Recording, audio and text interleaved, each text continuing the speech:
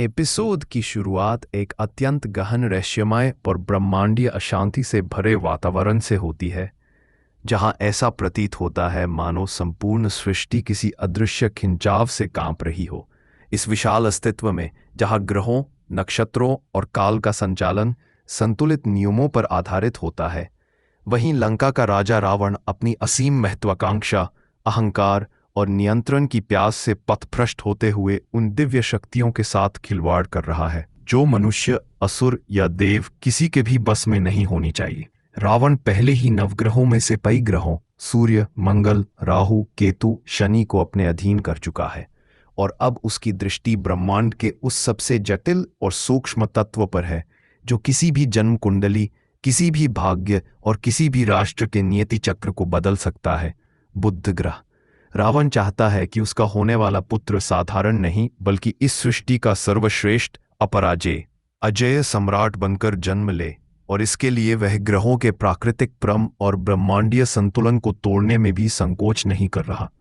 उधर कैलाश में देवी पार्वती, कार्तिकेय और गणेश लगातार व्याकुल हो उठते हैं, क्योंकि रावण का यह निरंतर हस्तक्षेप प्रकृति के नियमों में भारी विकृति उत्पन्न कर रहा है।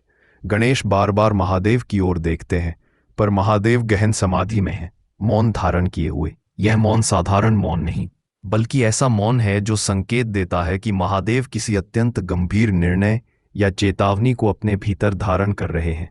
देवी पार्वती की चिंता बढ़ती ही जाती है, क्योंकि जैसे जैसे महादेव का मौन लंबा होता जाता है, वैसे वैसे ब्रह्मांड में बेचैनी, ग्रहों में कंपन और देवताओं के हृदयों में भय बढ़ता जाता है। अंततः महादेव अपना मौन तोड़ते हैं और शांत किंतु गंभीर स्वर में बताते हैं कि रावण का यह अभियान केवल शक्ति की खोज नहीं, बल्कि उसे अपने भीतर बैठे अहंकार, असंतुलन और गलत दिशा का परिणाम है। इस समय रावण का अगला लक्ष्य है बुध, वह ग्रह जिसकी शक्ति निर्णय, विवेक, तार्किकता और मनोविज्ञान को नियंत्रित करती है। रावण कहता है कि उसके पास शक्ति, बल, तेज, विजय सब कुछ है, परंतु बुद्धि के बिना शासन अधूरा है, और इसलिए उसके पुत्र की कुंडली में बुद्ध का शक्ति संयोग होना अनिवार्य है। रावण अट्टहास करते हुए बुद्ध को बुलाता है और बुद्ध शांत प्रकाश के साथ प्रकट होते हैं। रावण उन्हें कुटिल मुस्कान के साथ कहता है, तुम आ तो गए हो, लेकिन तुम्हारा चंचल मन स्थिर कैसे होगा? सृष्टि का संचालन बिना शिक्षक और बिना मार्गदर्शक के संभव नहीं। हर शिष्य को एक गुरु चाहिए, और अब मैं तुम्हारे लिए वह गुरु चुनूंगा। रावण ऊंचे स्वर में पुकारता है, आइए देवगुरु बृहस्पति। देवगुरु बृहस्पति प्रकट होते हैं, पर उनका प्रकट होना क्रोध से भरा है। गर्जना करते हैं, रावण, मैं तुम्हारे इस पापकर्म का हिस्सा कभी नहीं बनूंगा। ग्रहों को बांधना ये सृष्टि के नियमों का अपमान है। लेकिन रावण जो छल, बल, तंत्र और मनोवैज्ञानिक शक्ति असाधारण उपयोग कर रहा है, बृहस्पति को वश में करने की योजना पहले से ही तैयार कर चुका है। वह जानता है कि किसी भी पिता की सबसे बड़ी कमजोरी है पुत्र मोह। इसलिए वह सूर्यदेव की ओर मुड़कर कहता है, सूर्यदेव, तुम ब्रह्मांड की धुरी हो। तुम्हारी गुरुत्वाकर्षण शक्ति इतनी प्रबल है कि सभी ग्रह तुमसे प्रभावित होते हैं। यदि तुम चाहो तो बृहस्पति भी तुम्हारी शक्ति से बच नहीं सकते, चाहे वे सहमत हो या नहीं। तुम उन्हें यहां खींच लाओगे। सूर्यदेव पहले इस विचार का विरोध करते हैं, पर जब रावण अत्यंत निर्ममता से कहता है, एक पिता अपने पुत्र की पीड़ा देखकर कैसे स्थिर रह सकता है, तब सूर्यदेव के चेहरे पर दुविधा छा जाती है।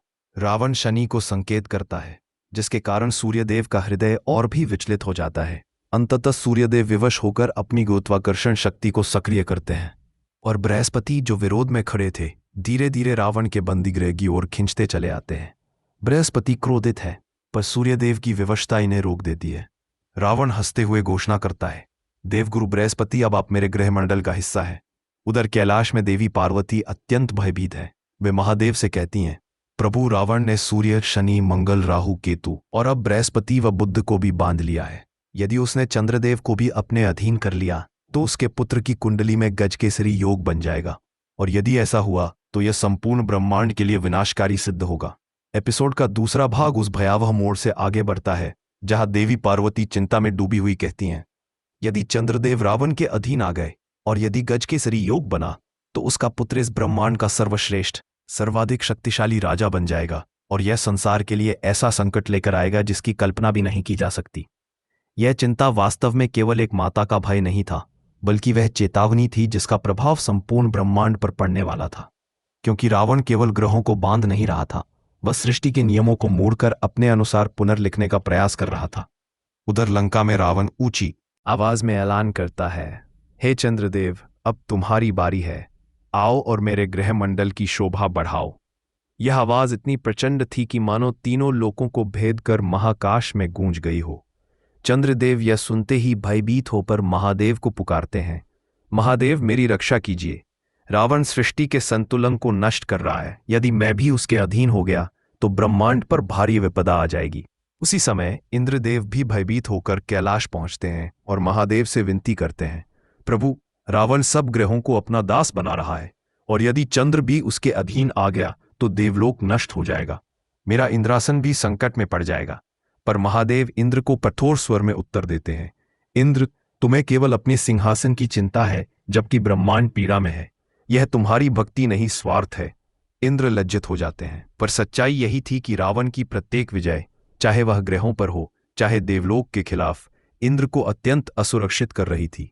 इसी बीच चंद्रदेव महादेव से प्रार्थना करते हुए कहते हैं, प्रभु, रावण चंद्रहस्त का आह्वान कर रहा है। वह अस्त्र आपके ही अंश से बना है। मैं उसकी पुकार को अनसुना कैसे कर सकता हूं? कृपा करके मार्ग दिखाइए। चंद्रदेव की द्विधा गहरी थी, क्योंकि एक ओर उनका दायित्व सृष्टि के संतुलन की रक्षा करना था, तो दूसरी ओर रावण द्वारा बुलाया गया अस्त्र उन्हें अपने अधीन बुला रहा था। महादेव कुछ क्षण मौन रहते हैं और फिर ऐसा निर्णय सुनाते हैं जिसका आघात पूरे ब्रह्मांड को होता है। वे कहते हैं, चंद्रदेव, यदि आप वास्तव में मुझे अपना आराध्य मानते हैं तो जाइए, स्वयं रावण के ग्रहमंडल में प्रवेश करें। यह वाक्य सुनते ही संपूर्ण कैलाश, देवलोक और दिशाएं स्तब्ध हो जाती हैं। देवी पार्वती व्याकुल होकर कहती हैं, प्रभु, आप ऐसा कैसे कह सकते हैं? रावण सृष्टि को नष्ट करने पर तुला है। लेकिन महादेव शांत और गहन स्वर में उत्तर देते हैं, कुछ युद्ध तलवार से नहीं, सहनशीलता से जीते जाते हैं। चंद्रदेव का रावण के पास जाना ही नियति है, वह कर्मचक्र का हिस्सा है। चंद्रदेव नतमस्तक होकर कहते हैं, तथास्तु महादेव। फिर वे रावण के सामने प्रकट होते हैं। रावण हंसते हुए कहता है, चंद्रदेव, आपका स्वागत है। सबसे पहले मेरे पुत्र की कुंडली में प्रवेश करने का सम्मान आपको मिलेगा, क्योंकि जहां सौंदर्य, शीतलता और मन की स्थिरता हो वहीं शक्ति का आरंभ होता है। चंद्रदेव उसकी अधम गर्वित मुस्कान देखते हैं, पर नियमों का पालन करते हुए वे ग्रहमंडल में प्रवेश कर जाते हैं। अब लंका में एक अद्भुत और भयावह दृश्य आकार लेता है। मंदोदरी प्रसव पीड़ा में है और रावण ने प्रसव कक्ष को 9 ग्रहों से घेर दिया है। रावण का चेहरा क्रूर, अति आनंद और उन्माद से भरा हुआ है। वह आदेश देता है, जब तक मेरा पुत्र जन्म न ले तुम सब अपने स्थानों से हिलोगे भी नहीं। रावण फिर एक एक ग्रह को उनकी कुंडली में निर्धारित स्थिति पर बैठाता है। वह कहता है, बुध, मेरे पुत्र को निर्णय की शक्ति देना। बृहस्पति, मेरे पुत्र को ज्ञान और गुरुता प्रदान करना। सूर्य, उसकी ऊर्जा, तेज और प्राण शक्ति बनो। मंगल, उसके शत्रुओं का नाश करो। राहु केतु, उसके भाग्य को मेरे अनुसार मोड़ दो। और चंद्र, मेरे पुत्र के मन को स्थिरता दो। प्रत्येक ग्रह उसकी आज्ञा का पालन करता है, पर भीतर ही भीतर एक हिलता हुआ सत्य छिपा है। रावण इन ग्रहों को जीत नहीं रहा, बल्कि अपने ही कर्मों के दलदल में धंस रहा है। उधर कैलाश में महादेव गंभीर स्वर में कहते हैं, समय शुभ या अशुभ नहीं होता। मनुष्य अपने कर्मों से समय को रूप देता है। रावण समय को नहीं बदल रहा, वह अपने ही पतन का मार्ग बना रहा है। देवी पार्वती और गणेश ये शब्द सुनकर और अधिक चिंतित हो जाते हैं। वे देखते हैं कि रावण का हर कदम विनाश के बीज बो रहा है, पर महादेव जानते हैं कर्मों का फल अवश्य मिलता है। अंततः लंका में वह घड़ी आती है जिसे रावण संसार की सबसे शुभ घड़ी कहता है। मंदोदरी एक पुत्र को जन्म देती है और महल में नवजात शिशु की पहली पुकार गूंज उठती है। रावण गर्व और उन्माद से भरकर हाथ उठाता है और घोषणा करता है, संसार की सबसे शुभ घड़ी में मेरे पुत्र का जन्म हुआ है। वह आगे कहता है, अब नियति भी मेरे चरणों में झुकेगी। अब मैं इंद्रलोक जीतने जा रहा हूं। उसकी आंखों में ज्वालामुखी जैसा उबाल दिखाई देता है। यह घोषणा केवल गर्व की नहीं थी, यह ब्रह्मांड को चुनौती थी। रावण को यह ज्ञात नहीं था कि जिस क्षण वह अपनी सबसे बड़ी विजय का उत्सव मना रहा है, उसी क्षण उसके पतन की जड़ें भी पनप रही हैं। ग्रह उसका साथ मजबूरी में दे रहे हैं, परंतु कर्म उससे हमेशा बड़ा है। और महादेव मौन में यह सब देखते हुए केवल एक बात जानते हैं, रावण द्वारा बोया गया हर बीज भविष्य में उसके विनाश का वृक्ष बनकर खड़ा होगा। यह एपिसोड एक प्रचंड दावे के साथ समाप्त होता है। जहां रावण ब्रह्मांड को चुनौती देते हुए आगे बढ़ता है और सृष्टि के नियमन की डोरें उसके हाथों में कांपती दिखाई देती है। कहानी यहां समाप्त नहीं होती, बल्कि आगे और भी विनाशकारी निर्णायक घटनाएं आने वाली हैं जिनसे ब्रह्मांड का इतिहास बदलने वाला है। एपिसोड की शुरुआत एक अत्यंत गहन रहस्यमय और ब्रह्मांडीय अशांति से भरे वातावरण से होती है, जहां ऐसा प्रतीत होता है मानो संपूर्ण सृष्टि किसी अदृश्य खिंचाव से कांप रही हो। इस विशाल अस्तित्व में, जहां ग्रहों, नक्षत्रों और काल का संचालन संतुलित नियमों पर आधारित होता है, वहीं लंका का राजा रावण अपनी असीम महत्वाकांक्षा, अहंकार और नियंत्रण की प्यास से पथभ्रष्ट होते हुए उन दिव्य शक्तियों के साथ खिलवाड़ कर रहा है जो मनुष्य, असुर या देव किसी के भी बस में नहीं होनी चाहिए। रावण पहले ही नवग्रहों में से कई ग्रहों सूर्य, मंगल, राहु, केतु, शनि को अपने अधीन कर चुका है और अब उसकी दृष्टि ब्रह्मांड के उस सबसे जटिल और सूक्ष्म तत्व पर है जो किसी भी जन्म कुंडली, किसी भी भाग्य और किसी भी राष्ट्र के नियति चक्र को बदल सकता है, बुध ग्रह। रावण चाहता है कि उसका होने वाला पुत्र साधारण नहीं बल्कि इस सृष्टि का सर्वश्रेष्ठ, अपराजेय, अजेय सम्राट बनकर जन्म ले, और इसके लिए वह ग्रहों के प्राकृतिक क्रम और ब्रह्मांडीय संतुलन को तोड़ने में भी संकोच नहीं कर रहा। उधर कैलाश में देवी पार्वती, कार्तिकेय और गणेश लगातार व्याकुल हो उठते हैं, क्योंकि रावण का यह निरंतर हस्तक्षेप प्रकृति के नियमों में भारी विकृति उत्पन्न कर रहा है। गणेश बार बार महादेव की ओर देखते हैं, पर महादेव गहन समाधि में हैं, मौन धारण किए हुए। यह मौन साधारण मौन नहीं, बल्कि ऐसा मौन है जो संकेत देता है कि महादेव किसी अत्यंत गंभीर निर्णय या चेतावनी को अपने भीतर धारण कर रहे हैं। देवी पार्वती की चिंता बढ़ती ही जाती है, क्योंकि जैसे जैसे महादेव का मौन लंबा होता जाता है, वैसे वैसे ब्रह्मांड में बेचैनी, ग्रहों में कंपन और देवताओं के हृदयों में भय बढ़ता जाता है। अंततः महादेव अपना मौन तोड़ते हैं और शांत किंतु गंभीर स्वर में बताते हैं कि रावण का यह अभियान केवल शक्ति की खोज नहीं, बल्कि उसे अपने भीतर बैठे अहंकार, असंतुलन और गलत दिशा का परिणाम है।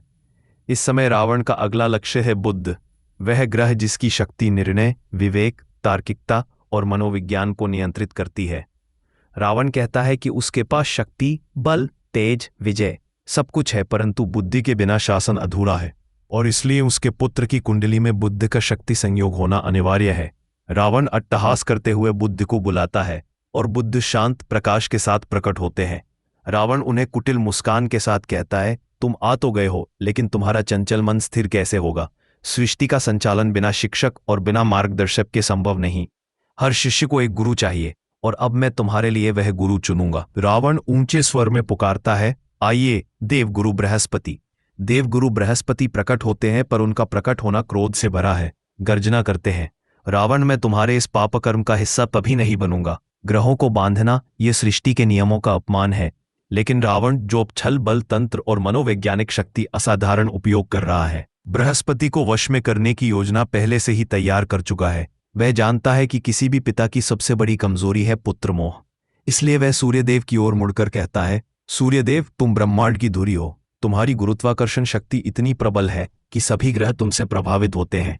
यदि तुम चाहो तो बृहस्पति भी तुम्हारी शक्ति से बच नहीं सकते, चाहे वे सहमत हो या नहीं। तुम उन्हें यहां खींच लाओगे। सूर्यदेव पहले इस विचार का विरोध करते हैं, पर जब रावण अत्यंत निर्ममता से कहता है, एक पिता अपने पुत्र की पीड़ा देखकर कैसे स्थिर रह सकता है, तब सूर्यदेव के चेहरे पर दुविधा छा जाती है।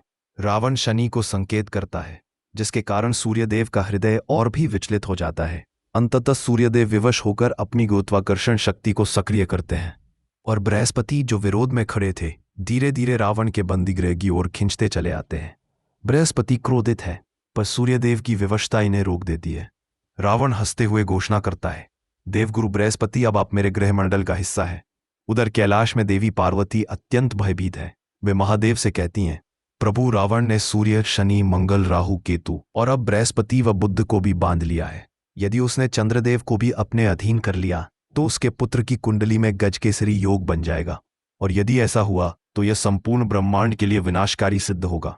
एपिसोड का दूसरा भाग उस भयावह मोड़ से आगे बढ़ता है जहां देवी पार्वती चिंता में डूबी हुई कहती हैं, यदि चंद्रदेव रावण के अधीन आ गए और यदि गजकेसरी योग बना तो उसका पुत्र इस ब्रह्मांड का सर्वश्रेष्ठ, सर्वाधिक शक्तिशाली राजा बन जाएगा, और यह संसार के लिए ऐसा संकट लेकर आएगा जिसकी कल्पना भी नहीं की जा सकती।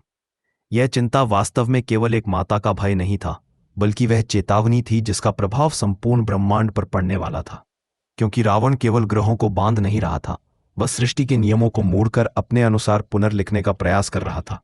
उधर लंका में रावण ऊंची आवाज में ऐलान करता है, हे चंद्रदेव, अब तुम्हारी बारी है। आओ और मेरे गृहमंडल की शोभा बढ़ाओ। यह आवाज इतनी प्रचंड थी कि मानो तीनों लोकों को भेद कर महाकाश में गूंज गई हो। चंद्रदेव यह सुनते ही भयभीत होकर महादेव को पुकारते हैं, महादेव मेरी रक्षा कीजिए। रावण सृष्टि के संतुलन को नष्ट कर रहा है। यदि मैं भी उसके अधीन हो गया तो ब्रह्मांड पर भारी विपदा आ जाएगी। उसी समय इंद्रदेव भी भयभीत होकर कैलाश पहुंचते हैं और महादेव से विनती करते हैं, प्रभु, रावण सब ग्रहों को अपना दास बना रहा है और यदि चंद्र भी उसके अधीन आ गया तो देवलोक नष्ट हो जाएगा। मेरा इंद्रासन भी संकट में पड़ जाएगा। पर महादेव इंद्र को कठोर स्वर में उत्तर देते हैं, इंद्र, तुम्हें केवल अपने सिंहासन की चिंता है, जबकि ब्रह्मांड पीड़ा में है। यह तुम्हारी भक्ति नहीं, स्वार्थ है। इंद्र लज्जित हो जाते हैं, पर सच्चाई यही थी कि रावण की प्रत्येक विजय, चाहे वह ग्रहों पर हो चाहे देवलोक के खिलाफ, इंद्र को अत्यंत असुरक्षित कर रही थी। इसी बीच चंद्रदेव महादेव से प्रार्थना करते हुए कहते हैं, प्रभु, रावण चंद्रहस्त का आह्वान कर रहा है। वह अस्त्र आपके ही अंश से बना है। मैं उसकी पुकार को अनसुना कैसे कर सकता हूं? कृपा करके मार्ग दिखाइए। चंद्रदेव की द्विधा गहरी थी, क्योंकि एक ओर उनका दायित्व सृष्टि के संतुलन की रक्षा करना था, तो दूसरी ओर रावण द्वारा बुलाया गया अस्त्र उन्हें अपने अधीन बुला रहा था। महादेव कुछ क्षण मौन रहते हैं और फिर ऐसा निर्णय सुनाते हैं जिसका आघात पूरे ब्रह्मांड को होता है। वे कहते हैं, चंद्रदेव, यदि आप वास्तव में मुझे अपना आराध्य मानते हैं तो जाइए, स्वयं रावण के गृहमंडल में प्रवेश करें। यह वाक्य सुनते ही संपूर्ण कैलाश, देवलोक और दिशाएं स्तब्ध हो जाती हैं। देवी पार्वती व्याकुल होकर कहती हैं, प्रभु, आप ऐसा कैसे कह सकते हैं? रावण सृष्टि को नष्ट करने पर तुला है। लेकिन महादेव शांत और गहन स्वर में उत्तर देते हैं, कुछ युद्ध तलवार से नहीं, सहनशीलता से जीते जाते हैं। चंद्रदेव का रावण के पास जाना ही नियति है, वह कर्मचक्र का हिस्सा है। चंद्रदेव नतमस्तक होकर कहते हैं, तथास्तु महादेव। फिर वे रावण के सामने प्रकट होते हैं। रावण हंसते हुए कहता है, चंद्रदेव, आपका स्वागत है। सबसे पहले मेरे पुत्र की कुंडली में प्रवेश करने का सम्मान आपको मिलेगा, क्योंकि जहां सौंदर्य, शीतलता और मन की स्थिरता हो, वहीं शक्ति का आरंभ होता है। चंद्रदेव उसकी अधम गर्वित मुस्कान देखते हैं, पर नियमों का पालन करते हुए वे गृहमंडल में प्रवेश कर जाते हैं। अब लंका में एक अद्भुत और भयावह दृश्य आकार लेता है। मंदोदरी प्रसव पीड़ा में है और रावण ने प्रसव कक्ष को 9 ग्रहों से घेर दिया है। रावण का चेहरा क्रूर, अति आनंद और उन्माद से भरा हुआ है। वह आदेश देता है, जब तक मेरा पुत्र जन्म न ले, तुम सब अपने स्थानों से हिलोगे भी नहीं। रावण फिर एक एक ग्रह को उनकी कुंडली में निर्धारित स्थिति पर बैठाता है। वह कहता है, बुध, मेरे पुत्र को निर्णय की शक्ति देना। बृहस्पति, मेरे पुत्र को ज्ञान और गुरुता प्रदान करना। सूर्य, उसकी ऊर्जा, तेज और प्राण शक्ति बनो। मंगल, उसके शत्रुओं का नाश करो। राहु केतु, उसके भाग्य को मेरे अनुसार मोड़ दो। और चंद्र, मेरे पुत्र के मन को स्थिरता दो। प्रत्येक ग्रह उसकी आज्ञा का पालन करता है, पर भीतर ही भीतर एक हिलता हुआ सत्य छिपा है। रावण इन ग्रहों को जीत नहीं रहा, बल्कि अपने ही कर्मों के दलदल में धंस रहा है। उधर कैलाश में महादेव गंभीर स्वर में कहते हैं, समय शुभ या अशुभ नहीं होता। मनुष्य अपने कर्मों से समय को रूप देता है। रावण समय को नहीं बदल रहा, वह अपने ही पतन का मार्ग बना रहा है। देवी पार्वती और गणेश ये शब्द सुनकर और अधिक चिंतित हो जाते हैं। वे देखते हैं कि रावण का हर कदम विनाश के बीज बो रहा है, पर महादेव जानते हैं कर्मों का फल अवश्य मिलता है। अंततः लंका में वह घड़ी आती है जिसे रावण संसार की सबसे शुभ घड़ी कहता है। मंदोदरी एक पुत्र को जन्म देती है और महल में नवजात शिशु की पहली पुकार गूंज उठती है। रावण गर्व और उन्माद से भरकर हाथ उठाता है और घोषणा करता है, संसार की सबसे शुभ घड़ी में मेरे पुत्र का जन्म हुआ है। वह आगे कहता है, अब नियति भी मेरे चरणों में झुकेगी। अब मैं इंद्रलोक जीतने जा रहा हूं। उसकी आंखों में ज्वालामुखी जैसा उबाल दिखाई देता है। यह घोषणा केवल गर्व की नहीं थी, यह ब्रह्मांड को चुनौती थी। रावण को यह ज्ञात नहीं था कि जिस क्षण वह अपनी सबसे बड़ी विजय का उत्सव मना रहा है, उसी क्षण उसके पतन की जड़ें भी पनप रही हैं। ग्रह उसका साथ मजबूरी में दे रहे हैं, परंतु कर्म उससे हमेशा बड़ा है।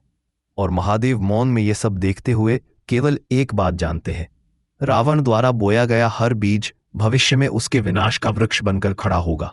यह एपिसोड एक प्रचंड दावे के साथ समाप्त होता है, जहां रावण ब्रह्मांड को चुनौती देते हुए आगे बढ़ता है और सृष्टि के नियमन की डोरें उसके हाथों में कांपती दिखाई देती है। कहानी यहां समाप्त नहीं होती, बल्कि आगे और भी विनाशकारी निर्णायक घटनाएं आने वाली हैं, जिनसे ब्रह्मांड का इतिहास बदलने वाला है।